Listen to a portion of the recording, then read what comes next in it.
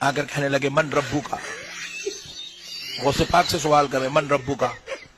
غوث پاک سرکار نے کہا کیا تم کو آداب نہیں معلوم؟ پہلے سلام کیا کرو. جواب دیتے ہی پھر فرشتے پوچھے من ربو کا. تو غوث پاک نے کہا پہلے میرے سوال کا جواب. آدم علیہ السلام کی تخلیق ہو رہی تھی تو تم نے الزام لگایا یہ دنیا میں جا کے قتل کریں گے. فرشتے پریشان ہو گئے. عبد القادر نے تو پکڑ لیا ہے. میرے خیال سے میرے علاوہ آپ کو بھی یہ بات آج ہی پتہ چلی ہوگی کہ فرشتے جب سوال کرتے ہیں تو انسانوں کو بھی پتہ ہو سکتا ہے. مجھے تو لگتا ہے کہ شاید بلوٹوتھ یا پھر اسی طرح سے کسی اور چیز کے ذریعے سے انہوں نے معلوم کیا ہوگا. شاید ان کے علاوہ اور کسی کو یہ بات معلوم نہیں ہوگی کہ پیر صاحب نے کس طرح سے گفتگو کیا تھا.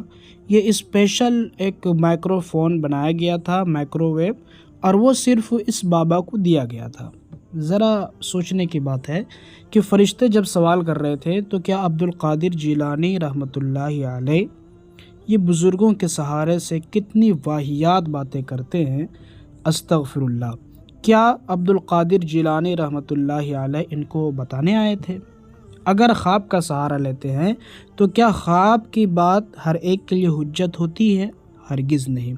خواب انبیاء کے لیے تو بالکل وحی ہے، لیکن غیر انبیاء کے لیے اور غیر انبیاء کے دور میں، یعنی کہ اب کے جو بزرگ ہیں یا پھر اولیاء ہیں یا پھر عام ہیں، اگر ان کو کوئی خواب دکھائی دیتا ہے اور اس کا تعلق اگر شریعت سے ہے اور شرع سے ہے، وہ بھی اسے خود معلوم نہیں بلکہ جو اہل تعبیر ہوتے ہیں ان کو پتہ ہوتا ہے، وہ حجت ہو بھی سکتا ہے تو صرف اس کے لیے، اور یہ بھی اسی وقت جب کہ شریعت کے روح سے وہ خواب بھی حقیقت میں کوئی معنی رکھتا ہو.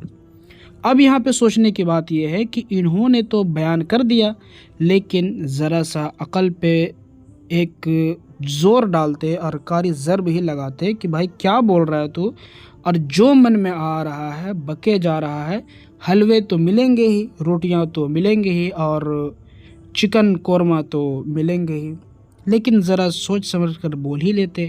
فرشتوں کی خبر یہ خود دینے لگے، فرشتوں کی اصلاح انسان اور عام انسانوں سے کروانے لگے، جبکہ انبیاء کرام علیہم الصلوۃ والسلام نے کبھی اس طرح کی باتیں نہیں کی. تو یہ جو ہمارے جہلاء ہیں، میں تو ان کو بالکل بھی جانکار تک نہیں کہوں گا، نالجبل پیپل بھی نہیں کہوں گا، بلکہ میں ایسے لوگوں کو سماج کا کینسر کہتا ہوں، خصوصاً اسلام اور مسلمانوں کا کینسر جو اسلام کو کھوکھلا کر رہے ہیں. تو اسلام کو مسلمانوں سے سیکھیے اور علماء سے سیکھیے. السلام علیکم ورحمۃ اللہ وبرکاتہ.